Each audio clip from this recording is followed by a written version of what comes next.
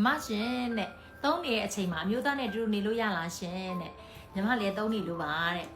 တေချာလေးပြပြပေးမယ်ပေါ့နော်ဒီလက်ဆက်မှာဟာဗယ်ဂျယ်နဲ့ရှိုဂျိုနဲ့ဆိုပြီးတော့နှစ်မျိုးရှိရပေါ့နော်ဒီရှိုဂျိုလေးကကြတော့အိမ်အောင်တဲ့အတွက်အရင်မကိုထူခြားသိတာတော့ပေါ့နော်ဒီအမျိုးသားနဲ့တူတူမနေခင်မှာတနားရီလောက်ကြိုပြီးတော့ဒီထည့်ထားပြီးမယ်ဆိုရင်ဒီနေ့ခန့်ဒီချိန်ကြာမှပြန်ပြီးတော့ထုတ်လိုက်တယ်ဆိုလို့ရှိရင်အမျိုးသားနဲ့တူတူနေတဲ့အချိန်ကြာလို့ရှိရင်အရင်မကိုအဆင်ပြေတော့ပါ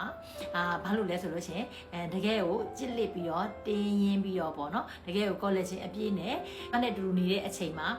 နာတာတွေအရေမထွက်တာတွေဖြစ်တာမျိုးအတွက်ဆိုလို့ရှိရင်လည်းဒီဟာလေးကအရန်ကောင်းတော့ပါတချို့ဆိုလို့ရှိရင်အရန်ခြောင်ပြီးတော့လေအမျိုးသားနဲ့တူတူနေတဲ့အချိန်မှာလေထွက်တာပေါ့နော်လေထွက်ပြီးတော့တပူပူတကွမ်ကွမ်နဲ့လေထွက်တဲ့သူတွေအတွက်ဆိုလို့ရှိရင်လည်းနေတဲ့အချိန်မှာအဲ့လိုမျိုးတွေလေထွက်တဲ့ခါကျကျမတို့ main ကလေးတွေအနေနဲ့ဆိုလို့ရှိရင်ယုံကြည်မှုမရှိတော့ဘူးပေါ့နော်ယုံကြည်မရှိတော့ဘူးတစ်ဖက်ကိုအားနာတာမျိုးဖြစ်ကြတာပေါ့နော်အဲ့လိုမျိုးအချိန်မျိုးမှာဆိုလို့ရှိရင်လည်းဒီဟာလေးကိုမနေခင်တနာရီဒီဟာလေးကကြတနာရီထည့်ပြီးတော့ပြန်ထုတ်ကြတာပေါ့နော်ထုတ်ပြီးချင်းကိုအတူတူနေလို့ရပါတယ်လို့ဒီဟာလေးကကြတော့ဟာဗယ်ဂျယ်လေးကကြတော့ညအိတ်တဲ့အချိန်မှာအတူတူတကယ်လို့ညဘက်မှာမျိုးသားနဲ့တူတူနေတဲ့သူမျိုးတွေဆိုလို့ရှိရင်တော့ညတူတူနေပြီးအချိန်မှာကြာမှာလုံးဝညအိတ်တော့မယ်